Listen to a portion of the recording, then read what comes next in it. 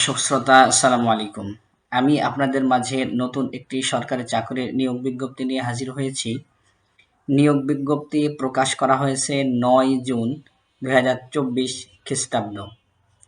গণপ্রজাতন্ত্রী বাংলাদেশ সরকার সমাজসেবা অধিদপ্তর, সমাজসেবা ভবন।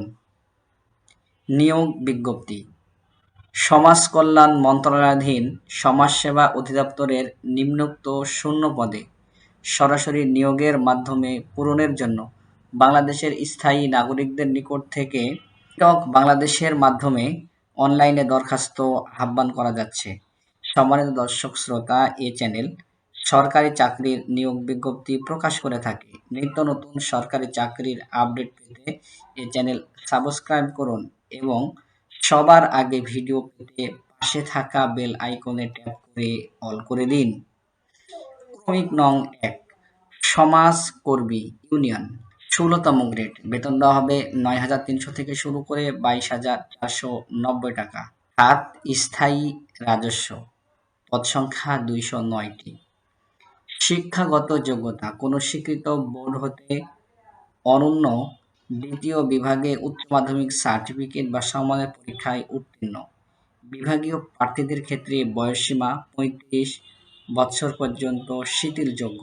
যে সকল জেলার প্রার্থীগণ আবেদন করার প্রয়োজন নেই: রাজবাড়ী, বান্দরবান, খাগড়াছড়ি, রাঙ্গামাটি, জয়পুরহাট, গাইবান্ধা, লালমনিরহাট, ঠাকুরগাঁ, মাগুরা, ঝালকাঠি। তবে এতিম ও শারীরিক প্রতিবন্ধী কোটায় প্রার্থীদের ক্ষেত্রে যে কোনো জেলার প্রার্থী আবেদন করতে পারবেন।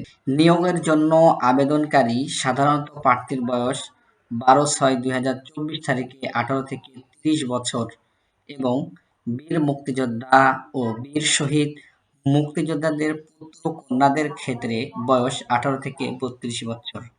সময় দর্শক শ্রোতা, আপনারা যারা এই চাকরিতে আবেদন করবেন অবশ্যই পরীক্ষায় অংশগ্রহণে ইচ্ছুক প্রার্থী dss.teletalk.com.bd এই ওয়েবসাইটে আবেদনপত্র পূরণ করতে পারবেন। অনলাইনে আবেদনপত্র পূরণ ও পরীক্ষার ফি জমাদানের শুরুর তারিখ সময় ১২/৬/২০২৪ সকাল ১০ ঘটিকা এবং অনলাইনে আবেদনপত্র পূরণ এবং জমাদানের শেষ তারিখ ১৮/৭/২০২৪ রাত ৯টা ৫৯ পর্যন্ত। সম্মানিত দর্শক শ্রোতা, পরীক্ষার ফি বাবদ ২২৩ টাকা আপনাদেরকে ৭২ ঘন্টার ভিতরে জমা দিতে হবে।